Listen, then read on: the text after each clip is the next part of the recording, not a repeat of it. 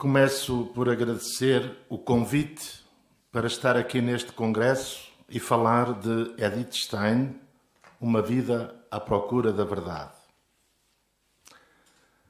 Queria dizer que me sinto muito orgulhoso de pertencer à família religiosa desta mulher, mas ao mesmo tempo sinto alguma vergonha de a conhecer tão mal. Já não vou a tempo de ser um especialista, mas apresento-me como devoto e curioso. A partir de agora, Edith Stein vai meter mais à sua perna.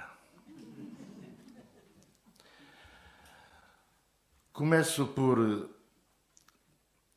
citar um livro sobre Edith Stein, de Lázaro Drógenes, que se chama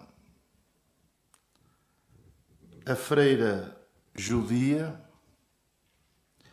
Ateia, Filósofa, Feminista, Católica, Monja, Mártir, Santa e copatrona da Europa.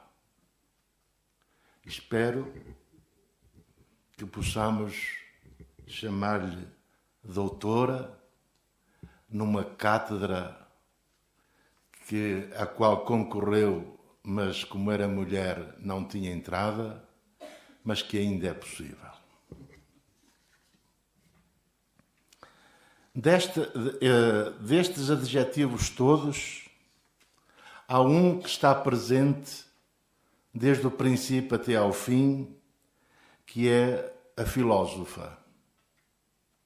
No entanto, este congresso tem por detrás a mística e não a filosofia.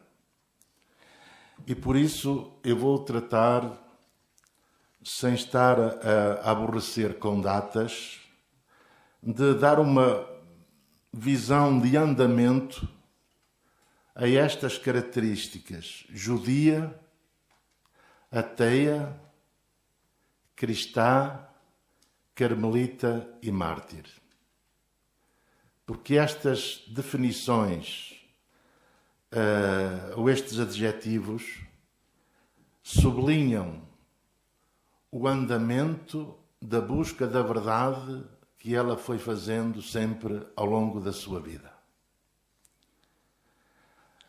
Dela, todos nós temos alguma coisa a aprender, crentes e não crentes, leigos e consagrados, os buscadores da verdade, que hoje está muito em voga esta expressão, os que lutam generosamente por uma humanidade melhor, os que se encontram com Cristo e os que não desistem da mesma sorte, porque quem procura a verdade procura a Deus, quer tenha consciência disso ou não. Palavras dela. Quando ela se apresentou para a tese de doutoramento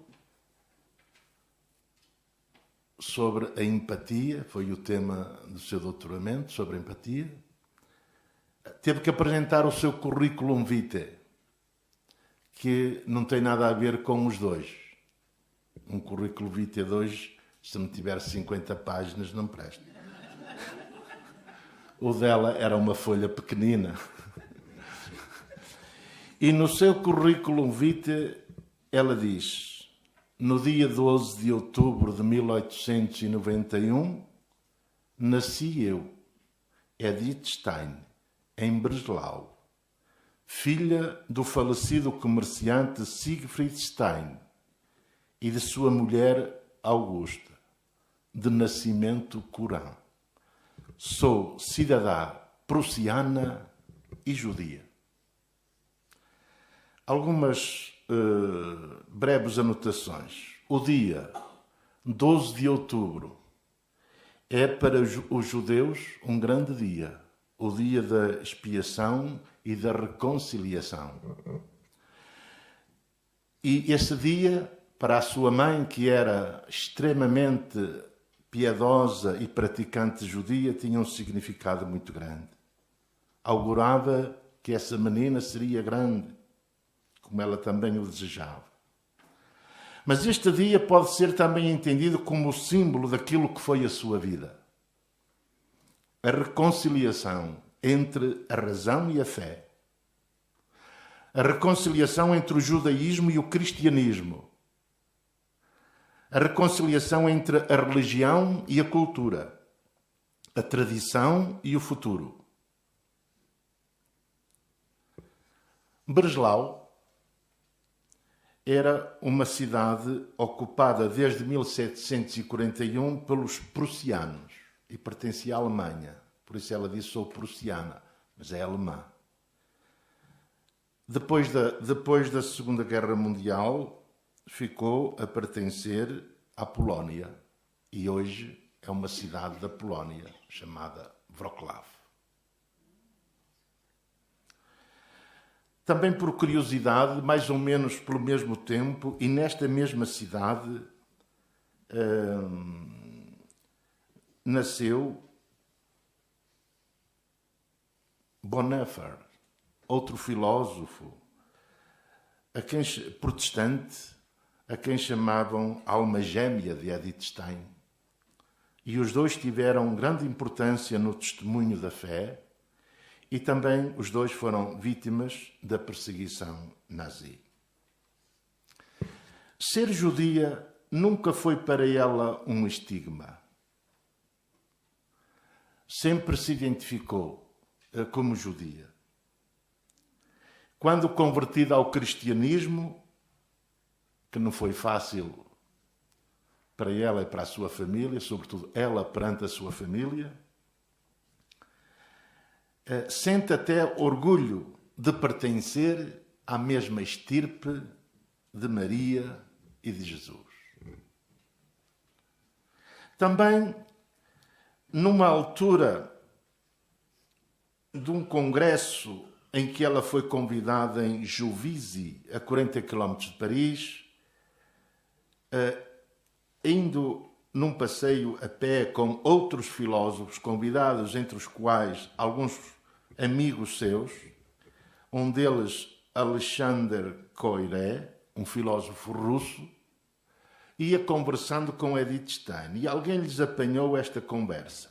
Durante o caminho falaram ambos de tudo, particularmente de filósofos judeus. Também Husserl era do seu sangue judeu, tal como Henri Bergson e Meyerson.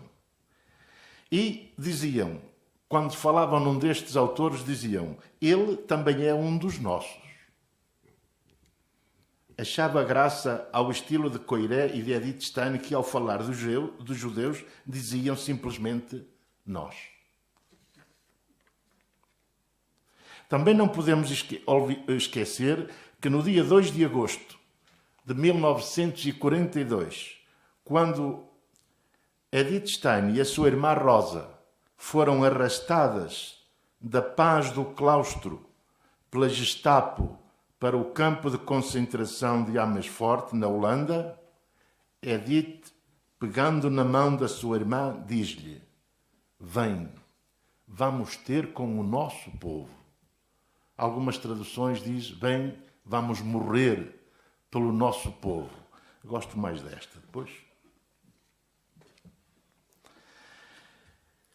esta judia teve a sua infância, adolescência, jovem, e é por aí, e dando alguns saltos, é evidente que começo esta caminhada à procura da verdade. Tenho 11 irmãos, é a mais nova de 11 irmãos, 4 morreram prematuramente. O pai tinha ela 3 anos, à volta de 3 anos, ou ainda não tinha 3 anos quando o pai morreu. A mãe, uma mulher de armas, pegou no negócio de madeiras, e sozinha criou aquele bando de filhos e deu grande progresso e prosperidade ao negócio, podendo assim dar uma boa e grande formação aos seus filhos. Tenho uma irmã professora, outra médica, outro trabalhar na banca, outro tomou conta do negócio.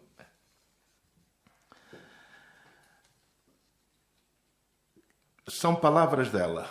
Nos primeiros anos da minha vida, era muito irrequieta, viva, sempre em movimento, de um gênio faiscante, habilidosa, atrevida e intrometida.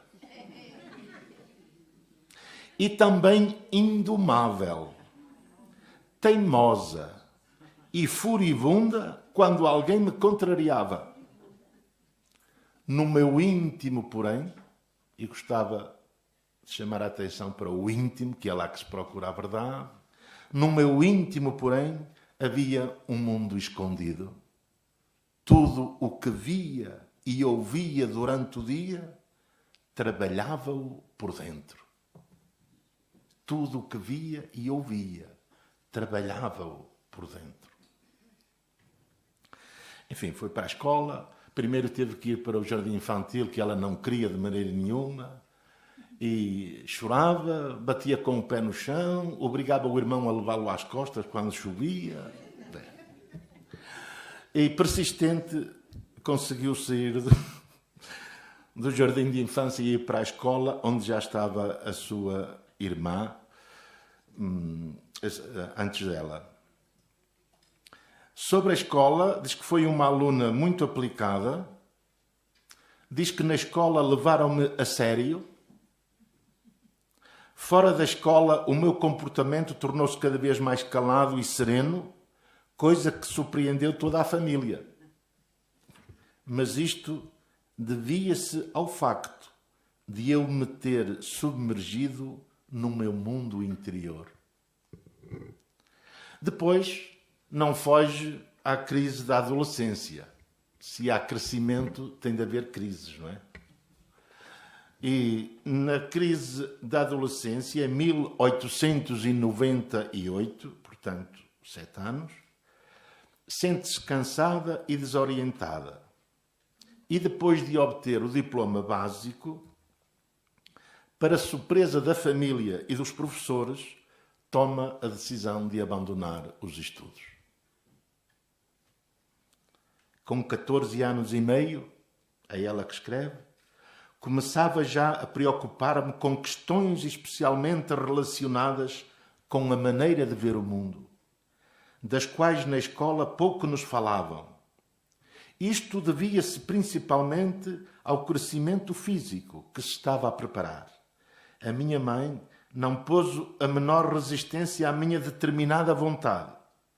Não tirei forçar, dizia, se te deixei entrar na escola quando quiseste, também a podes deixar agora se quiseres. Então, para não ficar vadia em casa, a mãe mandou-a para a casa de uma irmã casada, a Alice, em Hamburgo. Por umas semanas. Mas estas semanas duraram quase um ano. E a mãe mandou-a para quê? Para ela começar a aprender a governar a casa, com 14 anos. E a aprender a cuidar dos meninos, das crianças, dos sobrinhos.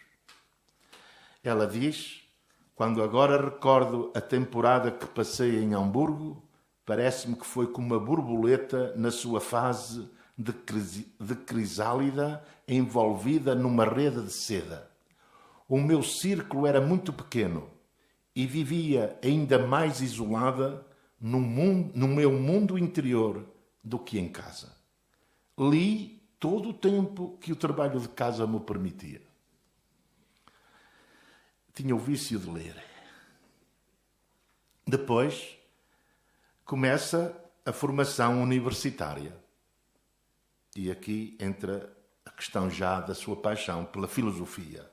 Em 1911, começa os seus estudos universitários na sua cidade natal, em Breslau, matriculando-se em Germanística, História e Filosofia, contrariando a opinião de um irmão que queria que ela estudasse outra coisa, mas ela... A sua entrada na universidade era-lhe como uma espécie de prazer desportivo por empreender o aparentemente impossível. São palavras dela. Uma espécie de prazer desportivo. Porquê? Porque tinha que estar sempre a lutar com desafios e ganhava-os. Primeiro, a universidade naquele tempo tinha as portas quase fechadas para a mulher. E ela lutou. Nas aulas de psicologia, por exemplo, era a única mulher. E, portanto, estes desafios todos, estas lutas, era como se fosse uma espécie de prazer desportivo. Mas aí começou o conhecimento da pessoa humana e a procura da verdade. É que estiveram por trás de todo este empenho nos estudos e na participação em várias associações de estudantes. Eu fiquei surpreso, e ainda não sei, ainda deve haver mais coisas, deste sentido também participativo, interventivo desta mulher. Por exemplo, ela pertenceu ao grupo pedagógico, à Liga para a Reforma Escolar, à Associação Feminina de Estudantes, à Associação Prussiana a favor do voto da mulher. Conseguiu, acaba no reinado de Weimar, acaba por dizer, não conseguimos tudo, mas pelo menos conseguimos já o direito ao voto.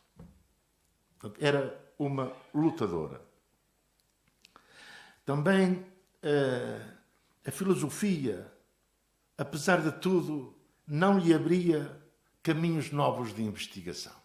Estudava-se, mas não havia caminhos novos. Um dia, no seminário de psicologia, o Dr. Moskiewicz, eu não sei alemão, de maneira que, mais ou menos, eles não levam a mal. O Dr. Moskiewicz encontrou-me enfrascada nestes temas. Deixe-se de todas essas coisas, disse-me, e leia isto. E pôs-lhe em cima da mesa as investigações lógicas de Husserl. Todos, agora aqui vê-se os passos que ela vai dando. Começou com um grande entusiasmo pela filosofia, mas depois ainda faltava-lhe sempre qualquer coisa. É uma mulher a quem faltava sempre dar mais um passo. Isto é extraordinário. Todos os meus estudos de psicologia tinham-me levado ao convencimento de que esta ciência ainda andava de fraldas. Era naquele tempo.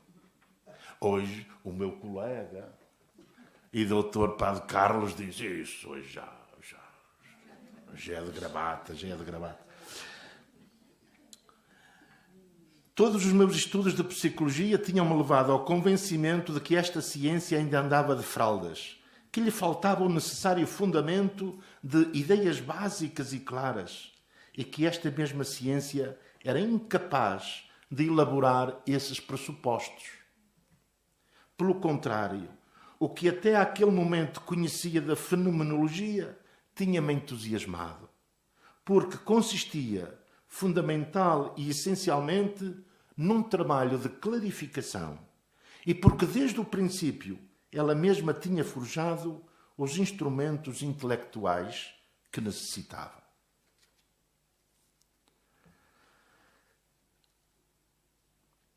Ela confessa que durante 4 semestres estudei na Universidade de Breslau. Participei na vida dessa alma mater, como poucos estudantes o fazem, e parecia-me que tinha sido enxertada nela de tal modo que voluntariamente nunca me poderia separar dela. Mas nisto, como mais tarde muitas vezes na vida, pude, através de um simples movimento, romper os laços tão aparentemente fortes e voar livre como um pássaro que desfaz o seu laço. Convencida de que Husserl era o filósofo do nosso tempo, entusiasma-se de tal maneira com um método fenomenológico que em 1913 muda-se para a Universidade de Göttingen. E aqui, agora em Göttingen, que está, digamos assim, o grande embrulho de todas as questões, de crises, de procura, o contacto com muitos filósofos, um momento muito interessante. É, enquanto fenomenóloga, buscando a verdade, de 1913 a 1921. Em Göttingen começa a fazer parte do círculo fenomenológico ou Sociedade Filosófica de Göttingen, privando com brilhantes pensadores. Adolfo Reinach, que ia ser um grande amigo dela, Alexander Koyré, Max Scheler, Martin Heidegger, Dietrich von Hildebrand, Henri Conrad Martius. Foi durante estes anos de universidade, claro, sempre atrelada e em companhia de Husserl, que se iniciou uma transformação, iniciou-se nela uma transformação interior. Estudos, procura, ciência. Ao mesmo tempo, transformação interior. A transformação interior foi sobretudo suscitada por Max Scheler, filósofo judeu convertido ao catolicismo, que lhe abriu um caminho novo em relação à ética à ética dos valores e à religião. É um texto grande, mas vale a pena ler. Ela confessa, tanto para mim como para muitos outros, a influência de Scheler naqueles anos foi uma coisa que ultrapassava os limites do campo estrito da filosofia. Eu não sei em que ano se converteu à Igreja Católica, mas deve ter sido por aquela altura.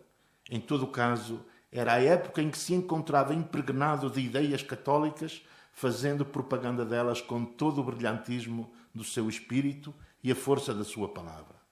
Este foi o meu primeiro contacto com este mundo, até então totalmente desconhecido para mim.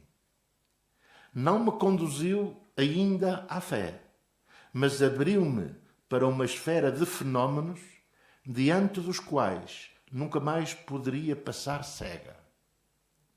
Não foi em vão que nos tinham recomendado para vermos todas as coisas sem preconceitos e despojarmos-nos de todos os antolhos.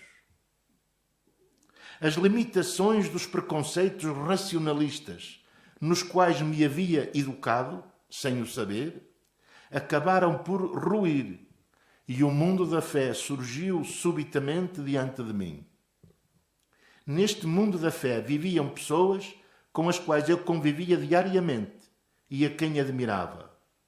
Pelo menos tinham que ser dignas de ser levadas a sério. Não passei logo para uma dedicação sistemática sobre as questões da fé. Estava demasiado ocupada com outras coisas para o fazer. Conformei-me em acolher sem resistência os estímulos do meu meio ambiente e quase sem dar conta, fui pouco a pouco transformada. Já em plenos estudos e quase já no fim da carreira, rebenta a Primeira Guerra Mundial. Já ela estava a preparar a elaborar a tese de doutoramento sobre o problema da empatia. Estávamos em 1914. Com a guerra, o que é que acontece? A maior parte de professores, de estudantes, teve que ir para a frente de batalha. E a universidade quase que parou, praticamente. E ela, por solidariedade com os seus companheiros e a sua pátria, a Alemanha, também decide interromper os estudos e alistar-se como auxiliar na Cruz Vermelha. escreveu: agora já não tenho uma vida própria. Disse a mim mesma. Todas as minhas energias estão ao serviço do grande acontecimento. Quando terminar a guerra, se ainda for viva, poderei pensar de novo nos meus assuntos pessoais. É um momento também muito marcante na sua vida. E é aqui que começa também a acontecer pequeninas coisas e a receber lições que a filosofia não dá, nem a universidade dá, como ela depois refere. E quando ela estava no hospital a tratar dos seus doentes, em Marich-Waschkirchen, na Áustria, era um hospital para onde vinham os soldados que lutavam na frente do Cáucaso. Quando vinham, tinham uma enfermaria por sua conta, fez também antes uma preparação para este trabalho e pronto, ela descreve a sua rotina, mas tem um momento que diz assim: morreu-lhe, foi a primeira vez que ela viu alguém morrer. E na sua enfermaria, digamos, um seu doente. E ela diz assim: quando arrumava as suas poucas coisas, da agenda do defunto caiu um papelinho. Continha uma oração que a sua mulher lhe tinha dado, a pedir que lhe fosse conservada a vida. Isto partiu-me a alma. Foi precisamente naquele momento que eu compreendi o que humanamente significava aquela morte. No fim do seu trabalho, que era exausto, cansativo, fez um intervalo, umas férias, e quando vinham, traziam montes de cartas dos soldados para as famílias, mas era proibido. Mas as enfermeiras levavam aquilo. Ao chegar à fronteira,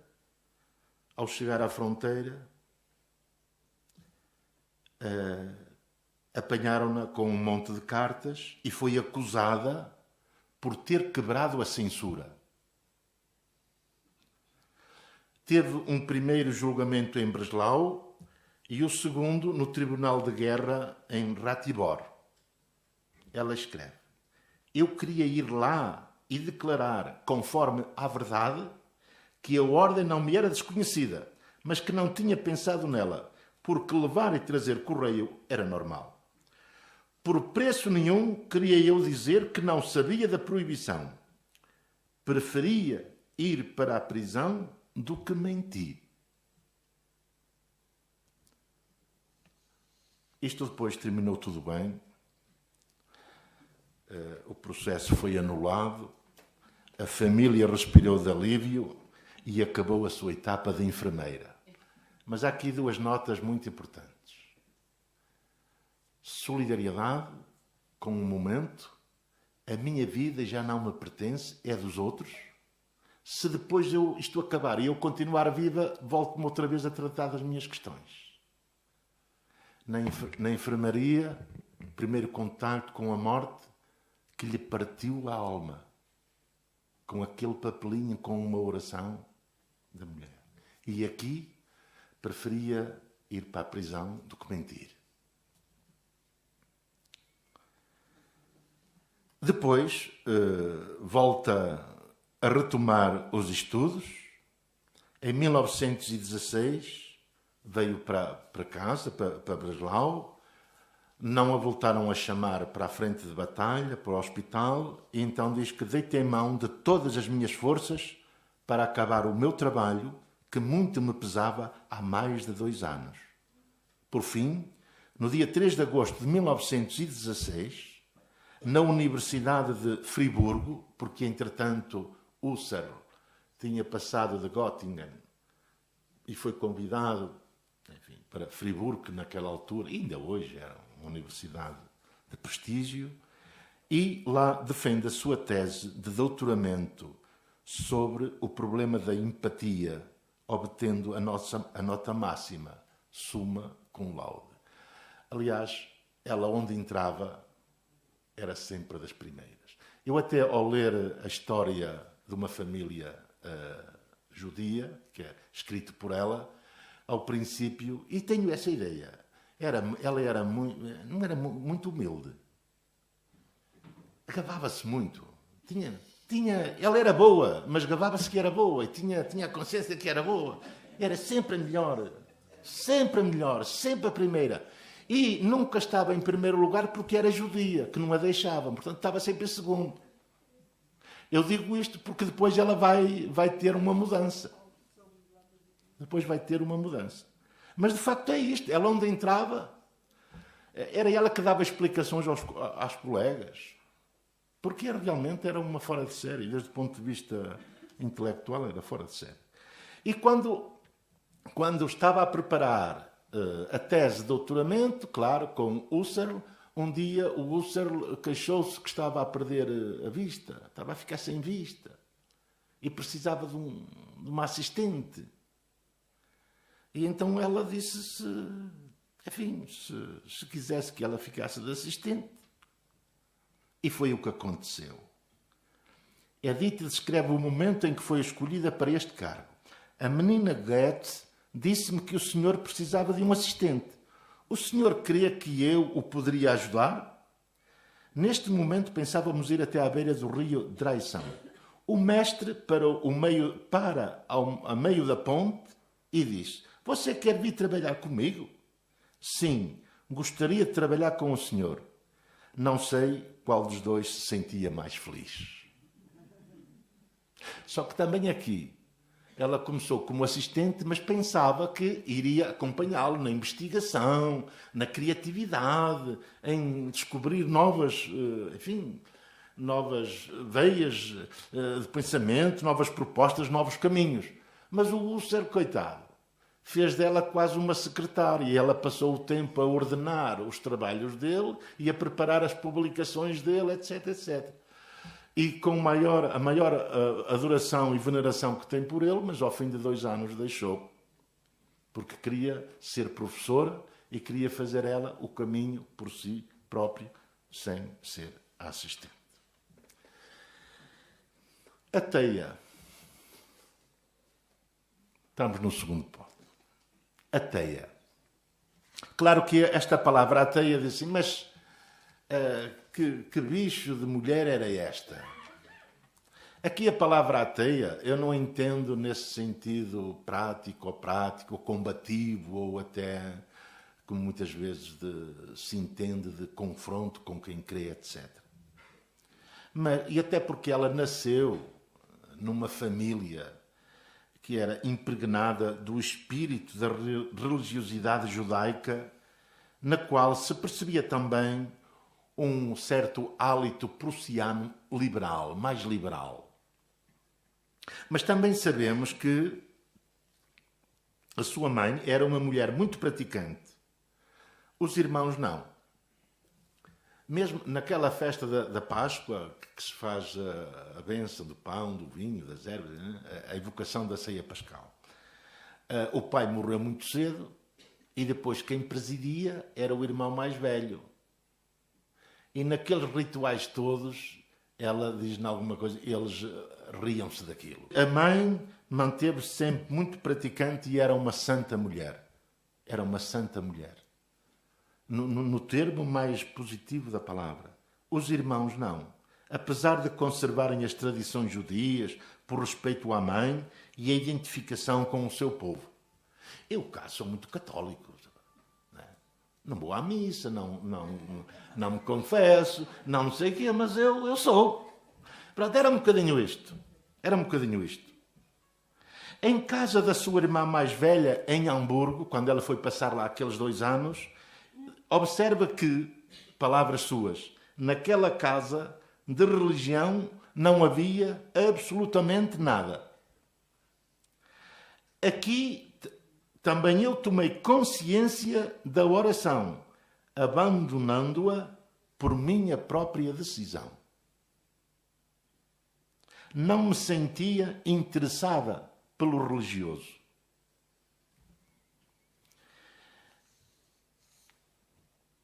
Naquele dia de abril de 1913, Edith chega a Göttingen como uma ateia convicta. Portanto, por convicção. Mas não para lutar contra ninguém. Edith denominava-se a si mesma até aos 21 anos com o nome de ateia, porque não podia acreditar na existência de Deus. Tinha-se tornado então radical. Tinha sido feminista radical e tornou-se ateia também radical.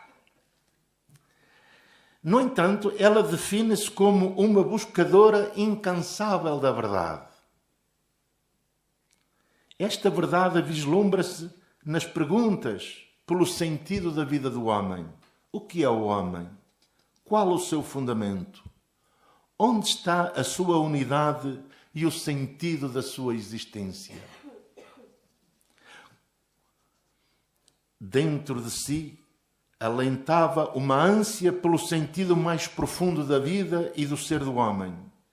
Nessa ânsia, aspirava a concentrar-se, desde o início da sua carreira universitária, no estudo da psicologia e da filosofia. Mas também aqui, nesta ateia radical, bate a noite espiritual. E, portanto, já nessa última etapa dos estudos, antes de descobrir a luz da fé, conhece a aflição da noite espiritual. Estamos nos anos 1920 e 1921, que são anos de profunda crise e de grande sofrimento interior na busca da verdade. Isto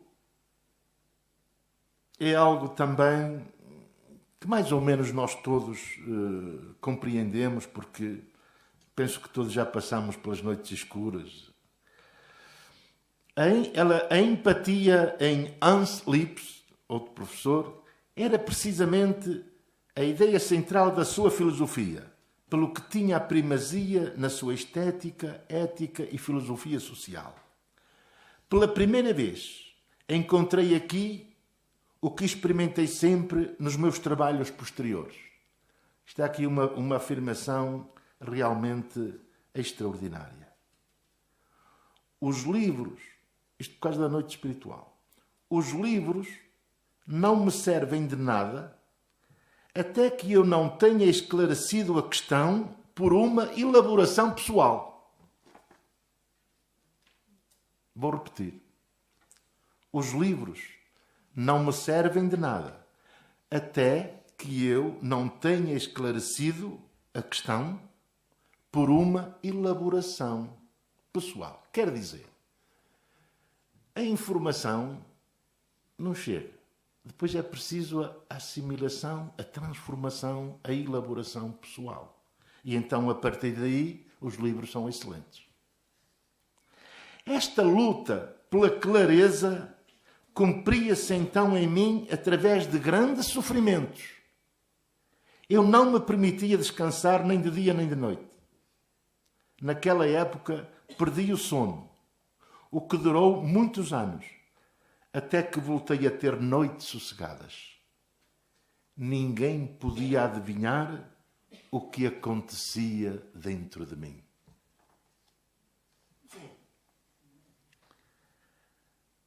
No segundo semestre de Göttingen, enquanto prepara a tese de doutoramento, trabalha muito e dorme pouco. Aliás, amanhã vamos ver com o padre Fermin, Sancho Fermin, a obra literária. Há pessoas que eu digo assim, eu não sei onde é que vão encontrar tempo. Eu olho para a Santa Teresa, agora para a Edith Stein. Elas participavam em associações, elas eram líderes disto e daquilo, elas acompanhavam a vida onde estavam inseridas, escreviam imenso, liam que era uma coisa fora de série. E tinha um tempo. Bom. Trabalha muito e dorme pouco. Experimenta a própria impotência e limitação, desejando até morrer. Quem a tirou desta angústia foi Adolf Reinach. É bom fixar este nome porque ele vai ter uma influência muito grande na sua reviravolta. O Adolf Reinach era assistente de Husserl, em Göttingen. E ela estava a fazer o trabalho e tinha a sensação de que estava tudo mal, que ia tudo mal feito, que estava a trabalhar em vão e tal. E este assistente Husserl assegurou-lhe que o trabalho que estava a realizar estava muito bem feito. Este filósofo tinha-se convertido na guerra ao cristianismo. A partir de então, em todas as suas cartas, afirmava que o seu trabalho filosófico de agora em diante reduzir-se-ia a mostrar aos homens o caminho da fé. Vou referir, sem estar a ler muito a miúdo, mas vou referir alguns episódios incentivadores para esta mudança e que lhe causou realmente este tormento interior, este sofrimento interior, mas também esta mudança interior. E como ides reparar, são coisas muito simples, mas que numa mulher atenta, com capacidade de refletir, valeram tanto ou mais do que tantos livros. Por exemplo, aquela menina que era a melhor de todas, que era a Gabarolas, digamos assim, começou a mudar, porque através da experiência da amizade. Pela amizade aprendeu a valorizar mais as relações humanas. Ela tinha duas grandes amigas, Pauline e Erika. E a amizade com Paulina e Erika foi mais profunda e encantadora do que outras amizades estudantis anteriores. Ela escreve, pela primeira vez, e é importante esta palavra também, pela primeira vez. Pela primeira vez eu não estava em primeiro plano, pois captava nelas algo melhor e mais valioso do que em mim mesma. Como estudante, como mulher de estudos, se calhar ela estava em primeiro plano, mas descobriu que nelas havia algo melhor e mais valioso. E começou a pensar aí nas relações humanas, no trato com os outros, a importância dos outros, a partir da amizade.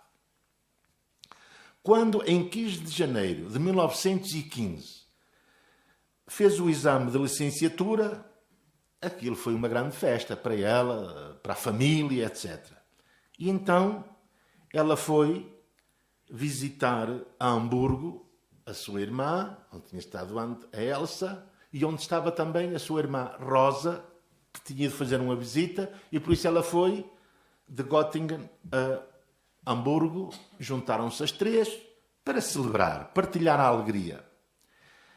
E foi aqui que recebeu também as felicitações de Breslau, quer dizer, da mãe.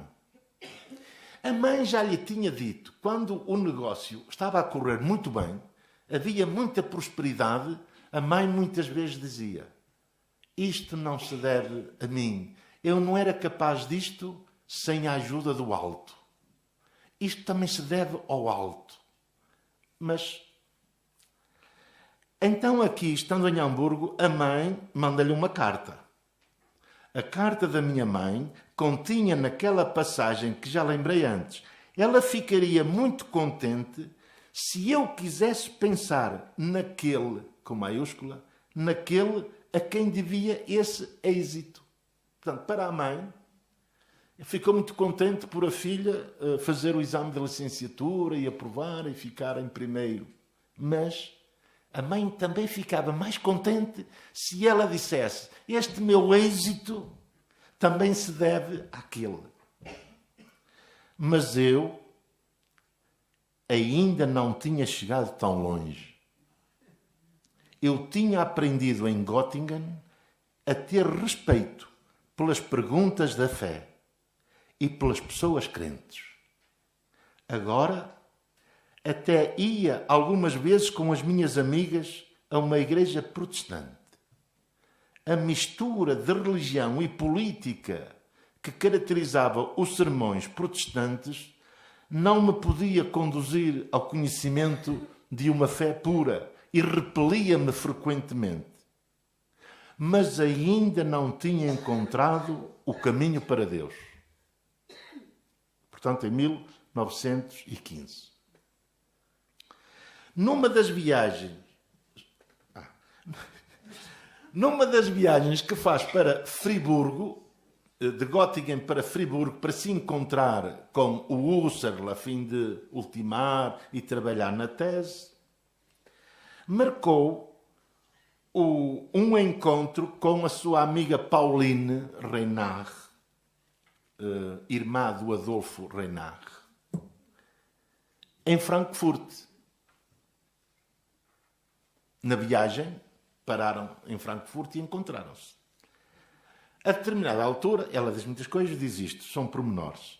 Entramos por uns minutos na catedral e, permanecendo ali num silêncio respeitoso, entrou uma senhora com o cesto das compras e ajoelhou-se num banco para fazer uma breve oração.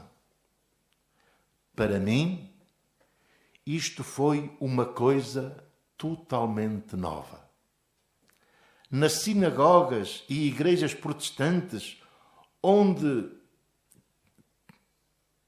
tinha entrado, apenas se ia para os ofícios religiosos.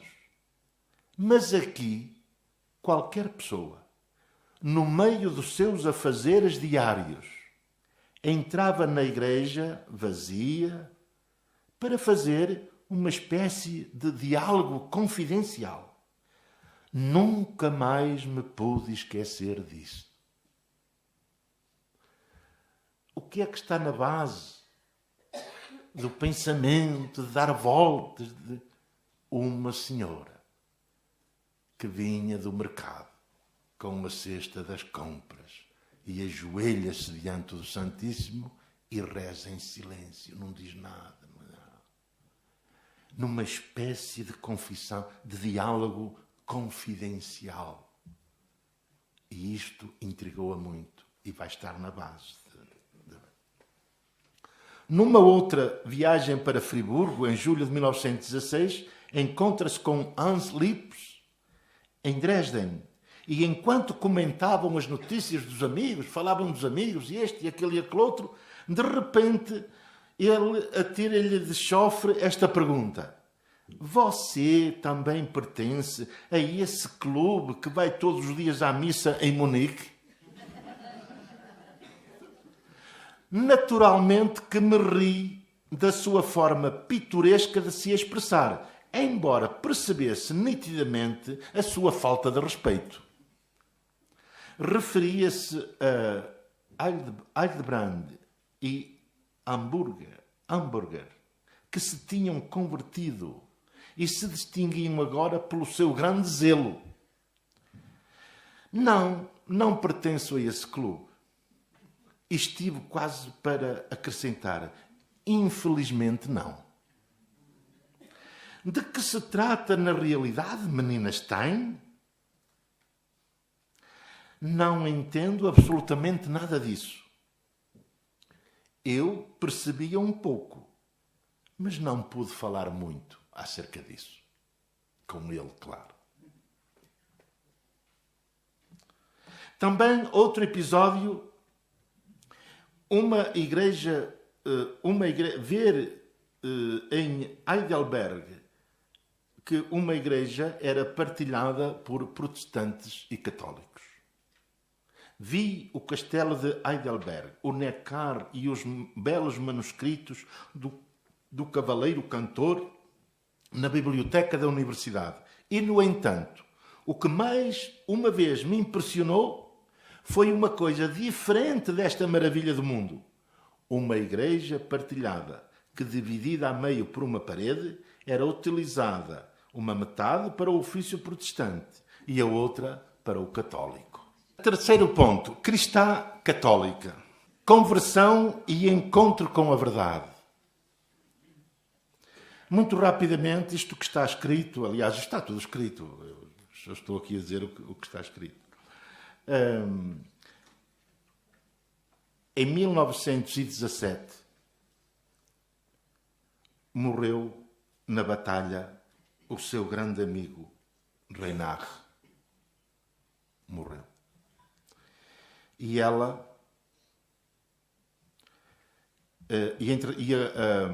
a esposa do Reinhard convidou a Edith Stein para lhe ordenar os manuscritos, os escritos do marido, para publicar. Também um grande filósofo.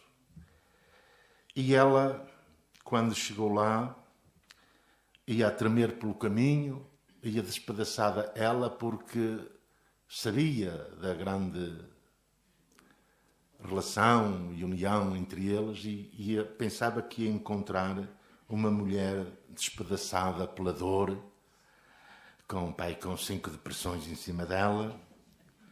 Mas chegou lá, viu que a realidade era bem diferente. Encontrou uma mulher cheia de paz. E ela chama-lhe este encontro com a cruz. Foi para ela uma experiência fundamental na abertura para a fé. Portanto, quando chegou lá, a mulher do Reinhard, como ele, eram protestantes. Mas muito amigos. E quando chegou lá, viu que ela tinha aquele algo mais, algo melhor, que não encontrava. E, portanto, chama-lhe este encontro com a cruz. Foi a experiência fundamental na abertura para a fé. São palavras dela. Aquele foi o primeiro encontro com a cruz e com a força divina que esta infunde naqueles que a carregam. Foi o momento em que a minha incredulidade se derreteu. O judaísmo empalideceu e Cristo, no mistério da cruz, resplandeceu. Foi o momento em que a incredulidade se derreteu. O judaísmo empalideceu e Cristo, no mistério da cruz, resplandeceu. Um ano após a morte de Reinhard, ela sente-se uma nova criatura. E começa então a interessar-se muito pelo cristianismo. Um professor dela, Hirschman, que a conheceu pessoalmente, escreve: o motivo decisivo da sua conversão ao cristianismo foi, como ela mesma me contou, ver como a senhora Reinhard foi capaz de assumir, por meio da força do mistério da cruz, a morte do seu marido, caído na frente de batalha durante a Primeira Guerra Mundial.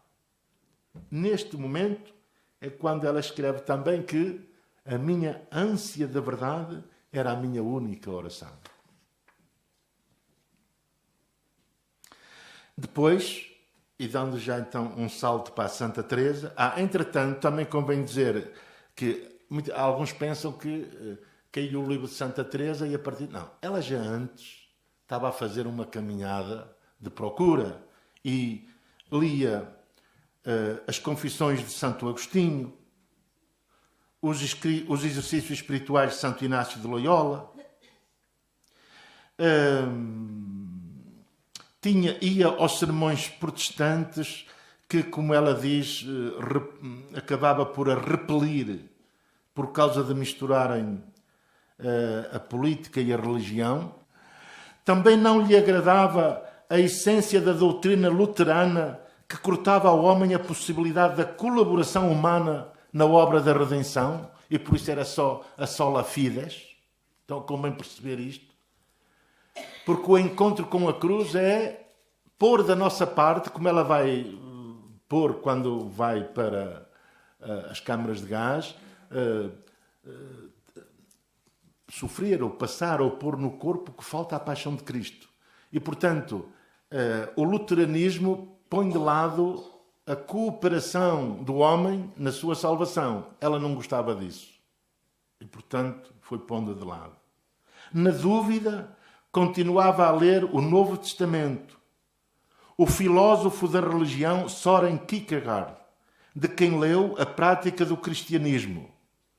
E neste livro, A Prática do Cristianismo, Kierkegaard diz que o homem só diante de Deus. A fé é só uma ousadia e é aquele que defende o salto no vazio. Também não gostava disto. Como veem, não se contentava com qualquer coisa. Não a satisfaz.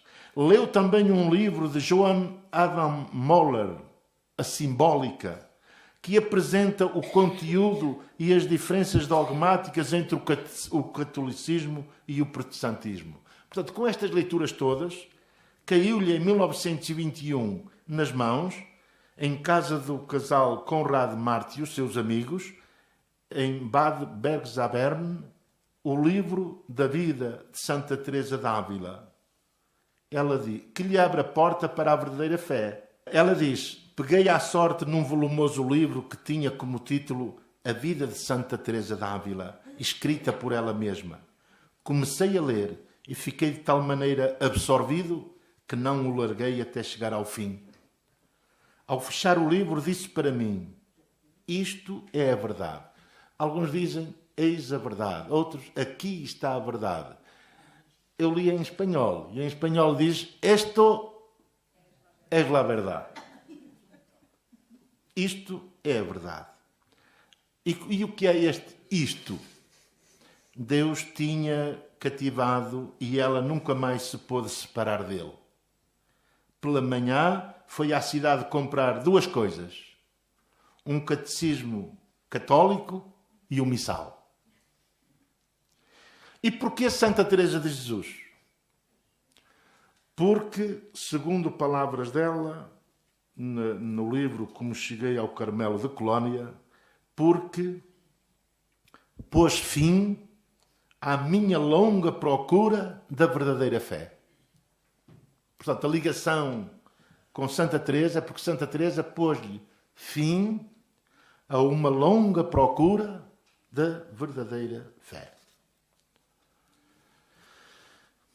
Escreve também ao seu amigo Roman Ingarden, de quem se vai falar, e, portanto, as cartas e as obras, isto é apenas uma introdução, continua depois a falar disto. Nas cartas a Roman Ingarden, que era um filósofo, colega dela, católico, polaco, mas não entendia bem o que estava a passar com ela. E então ela dizia-lhe: porém, decisivo de forma consciente foi o que aconteceu em mim. Por favor, entenda bem.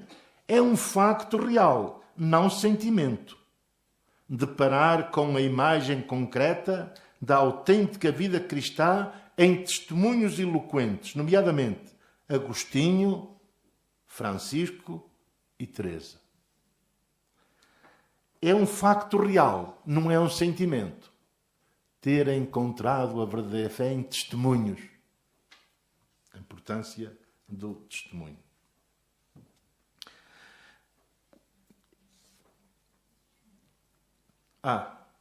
Quando, dando estas voltas todas, pelas cartas, porque há muitas cartas dela, nós vemos que os amigos se interrogavam: o que é que se passa, como é que estão? E ela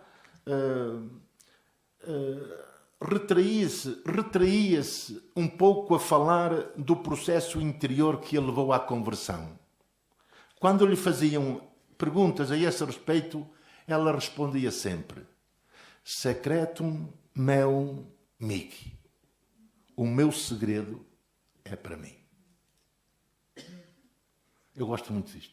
Quem não tiver um segredo é muito pobre. Nós temos que ter um segredo para viver. E tem que ser o meu, não é o do vizinho, é o meu segredo. Secretum meum mihi. Nós ficamos curiosos assim: mas que segredo seria este? Bom, ela tem uma obra chamada A Causalidade Psíquica. E lá diz o seguinte, e eu retirei estas palavras julgando que adivinho qual é o segredo dela. Existe um estado de quietude em Deus, de relaxação de toda a atividade intelectual, em que não se fazem planos, não se tomam determinações e não se atua, mas tudo o que há de vir se deixa nas mãos da vontade divina, abandonando-se à providência. Deparei com esta sorte depois de uma experiência que ultrapassou as minhas forças, que absorveu toda a minha energia vital e que me privou de toda a atividade. A quietude em Deus é uma coisa totalmente nova e particular contra a negação da atividade por falta de força vital. Em seu lugar aparece o sentimento de estar escondido, de estar livre de qualquer problema, preocupação e obrigação. E quanto mais me entrego a este sentimento, começo a encher-me mais e mais de vida nova, que me empurra para novas ocupações, sem que para isso atue a vontade. Esta energia vital aparece como fluxo de uma atividade e uma força que não são minhas e que, sem nenhuma espécie de exigências da minha parte, trabalha em mim. Bom, depois foi batizada, foi crismada, como convertida, entrou com aquela fúria que mais ou menos nós conhecemos nos convertidos, não é? E foram os seus confessores que lhe puseram água na fervura de convertida e levaram-na a reconhecer os inconvenientes de entrar tão depressa na clausura.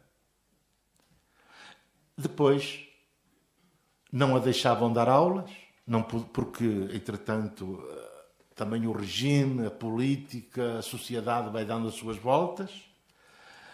Foi dar aulas para a Escola de Magistério das Irmãs Dominicanas em Espira. Depois, mais tarde, foi nomeada professora de Pedagogia e de Antropologia em Münster, no Instituto de Pedagogia Científica. Depois, não a deixavam dar aulas em lado nenhum, diz, na Alemanha não me resta a mínima possibilidade. Mas o que não estava nos meus planos estava nos de Deus. Carmelita descalça. Primeiro, há aqui uma coisa, porque é que ela foi católica e não protestante, mais ou menos já demos a entender isso. Um dia foram à igreja do Carmelo, onde se celebrava uma hora santa com o Santíssimo exposto. E ali sentiu um chamamento muito especial do Senhor. Ela, depois de ler a Teresa d'Ávila, depois de se converter, etc., queria ir logo para o Carmelo. Mas fizeram-lhe ver que era muito importante, a tal fervura, era muito importante para a Igreja, naquele momento, ter uma leiga, com a formação dela, com a experiência dela, a trabalhar no mundo da cultura. E por isso ela passou uns quantos anos a dar conferências, a dar aulas, a ajudar, etc, etc. Mas quando chegou neste dia, diz, eu falava com o Salvador e dizia-lhe que eu sabia que a sua cruz era a que tinha sido colocada agora sobre o povo judeu. A maioria não entendia isto, mas aqueles que o descobriram deveriam carregá-la livremente em nome de todos. Eu queria fazer isso, ele apenas me deveria indicar como fazê-lo. No fim da celebração, tive a certeza interior de que havia sido escutada, mas em que consistia levar a cruz, isso ainda não o sabia. Bom, depois vai para o Carmelo, comunica à mãe, a despedida. Eu tenho aqui uma folha muito grande que é lindíssima. Quando ela foi a casa a despedir-se, no último dia, que foi no dia dos seus anos, foi com a mãe celebrar a sinagoga o dia da reconciliação E a mãe, com 84 anos, creio eu, já bem madurinha, não quis vir de transporte público, queria vir a pé. E ela disse, eu percebi que ela queria falar comigo mais devagar. E então tiveram uma conversa muito engraçada que diz assim, a homilia não foi bonita? Pergunta a mãe para a filha. E ela diz, sim. Portanto, também como judeu se pode ser piedoso. Certamente, quando não se conhece outra coisa. Naquele momento, volta-se para mim arreliada. Então, por que é que a conheceste? Não quero dizer nada contra ele. Até pode ser que tenha sido um homem bom. Mas porque se fez Deus. Apesar disso, depois choram, abraçam-se em casa, depois da despedida. Bom, muito bonito. A minha mãe abraçou-me e beijou-me com o maior carinho, porque alguns pensam que elas davam sempre à luta, mas eram inseparáveis. Por fim exclamou, que o Eterno te proteja. Vai para o Carmelo e pronto. Ali leva uma vida normal, de postulante, noviça, professa. Há aqui muitos episódios que depois os podem ler quando sair a revista de espiritualidade. E toma, ainda em Colónia, escreve o livro, uma obra importante, Ser Finito, Ser Eterno, que aí é ela própria. E tem uma coisa também muito bonita. No Carmelo, esse seu amigo Ingarden não entendia como é que para servir a Deus entrava numa clausura. Não é? Que é uma pergunta que hoje faz muita gente. Não é? Então há tanto que fazer cá fora e metem-se num convento. Porque não entendem, coitados. E ela respondia ao seu amigo, o nosso trabalho é amar e servir. Amar e servir. Para nós tem o mesmo valor descascar batatas, limpar janelas ou escrever livros. Mas normalmente emprega-se as pessoas naquilo para que mais valem. Por esta razão é muito mais raro que eu descasque batatas do que escreva. E toma o nome de Teresa Benedita da Cruz. Teresa, nome assumido no batismo. É um agradecimento. No batismo, o nome dela era Teresa Edwin. Porque Edwin foi a sua madrinha protestante, e aqui vê-se também a dimensão ecuménica dela, que foi madrinha. É um agradecimento àquela que a levou ao encontro definitivo com Cristo. Teresa, em honra da mãe da sua conversão, em honra de quem a guiou e alimentou espiritualmente durante a sua vida cristã, e agora em honra da sua mãe e irmã na vocação do Carmelo. Benedita, por gratidão a São Bento, porque desde 1928 ia, na Semana Santa, passar sempre a Beiron, a abadia de Beiron, onde estava o seu diretor espiritual, Rafael Walzer, e ela chamava-lhe a sua pátria espiritual. Da cruz é o mistério sob o qual acolhe e desenvolve a sua vocação até ao holocausto.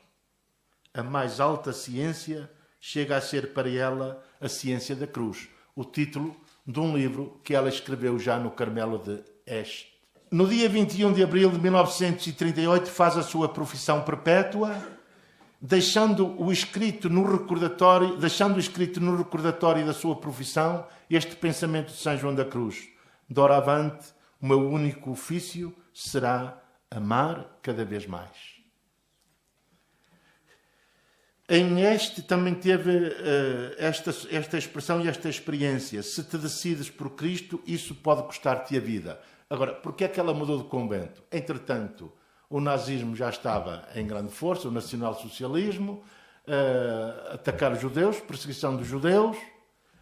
Portanto, ela quis sair de Colónia porque naquela famosa noite que lhe chamam a Noite dos Vidros Partidos, naquela famosa noite, ela viu que a presença dela no Carmelo era perigoso para as irmãs. não para ela, mas para as irmãs. E então pediu para mudar.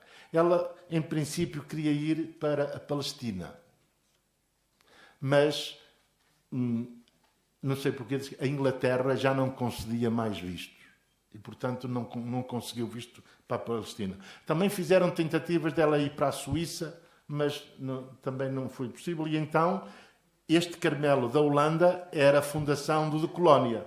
E então foi para lá, muito bem recebida, muito bem acolhida, e lá dedicou-se a estudar, sobretudo, São João da Cruz, e do qual os comentários ao São João da Cruz, no livro A Ciência da Cruz. Mártir. Leio, o mártir quer dizer a configuração com Cristo na cruz teve como consequência a sua vivência antecipada de dar a vida pelos outros, pelo seu povo, o martírio. Portanto, ela foi mártir em vida. O seu testamento, que é de ler de joelhos, o seu testamento, escrito a 9 de junho de 1939, no 7º dia do seu retiro espiritual, diz: agradeço de todo o coração às minhas queridas superioras e a todas as minhas queridas irmãs pelo amor com que me acolheram e por todo o bem que recebi nesta casa. A partir de agora, aceito com alegria e com total submissão à sua santa vontade a morte que Deus me reservou. Portanto, ela já previa onde é que ia parar. Peço ao Senhor que se digne aceitar a minha vida e a minha morte para a sua honra e glória, por todas as intenções dos Sagrados Corações de Jesus e de Maria e pela Santa Igreja, particularmente pela continuação, santificação e perfeição da nossa Santa Ordem, sobretudo os Carmelos de Colónia e de Este, em expiação pela incredulidade do povo judeu e para que o Senhor seja acolhido pelos seus, para que venha o seu reino na glória, pela salvação da Alemanha e pela paz no mundo, por fim, pelos meus familiares, vivos e defuntos, e por todos os que Deus me deu, que nenhum deles se perca. E depois disto, o Senhor aceitou a minha vida por todos. Hei de pensar muitas vezes na rainha Esther, que foi tirada do seu povo precisamente para isso, para interceder por ele diante do rei. Eu sou uma pobre, impotente e pequena Esther, mas o rei que me elegeu é imensamente grande e misericordioso. Isto é uma grande consolação. E a sua vida terminou num holocausto. Morreu 2 meses antes de completar 51 anos. São muitos os desafios que Edith Stein nos deixa, mas há uma lição que jamais podemos esquecer: procurar sempre a verdade.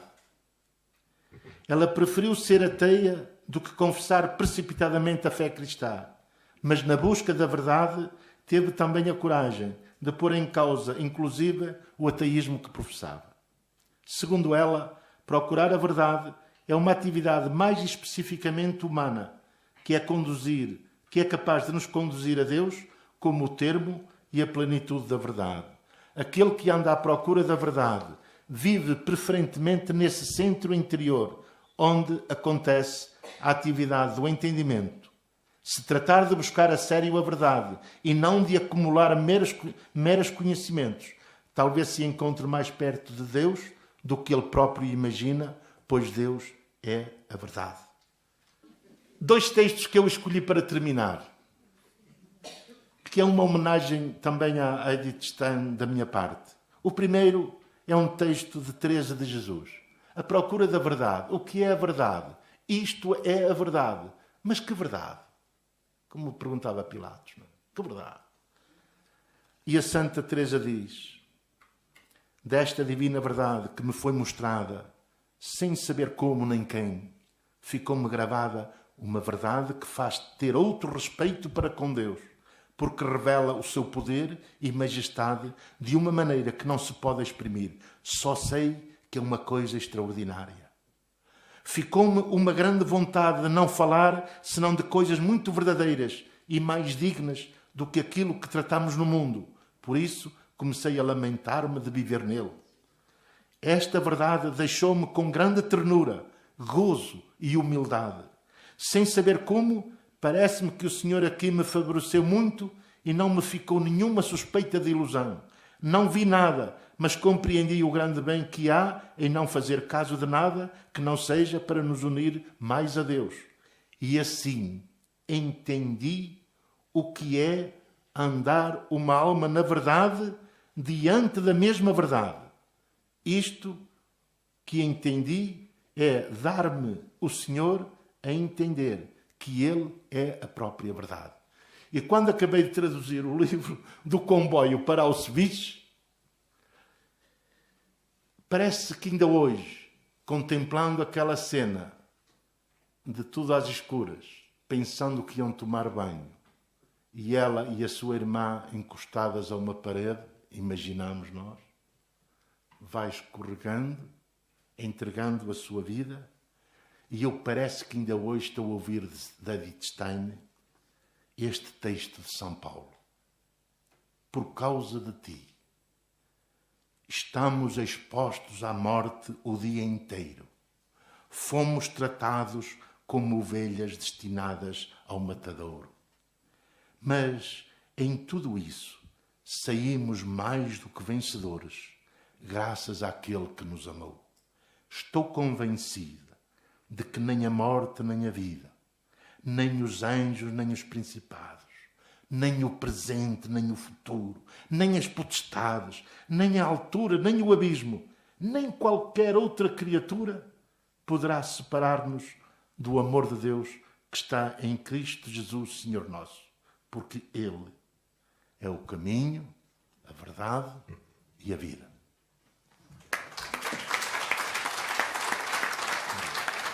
Desculpe.